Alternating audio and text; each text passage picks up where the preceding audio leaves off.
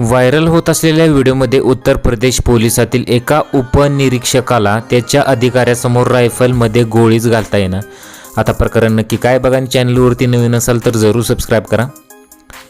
पोलिसांना नोकरीवर रुजू करताना प्रशिक्षण दिले जाते, तरीही या उपनिरीक्षकाने रायफलच्या ज्या नळीतून गोळी बाहेर फेकली जाते त्याच नळीत गोळी घातल्याचं पाहून हसू आवरणं कठीण झालं आहे।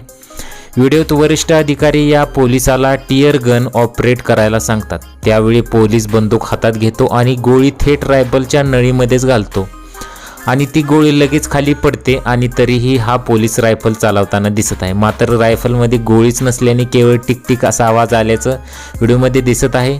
हा व्हिडिओ व्हायरल झाल्यानंतर नेटकऱ्यांनी यूपी पोलिसांना खूप ट्रोल केला आहे। या पोलिसाची अवस्था पाहून डीआयजींनी डोक्याला हात लावला। बंदुका रायफल पोलिसांची चांगली कमांड असायला हवी। सध्या सोशल मीडियावरती हा व्हिडिओ चांगलाच व्हायरल होत आहे।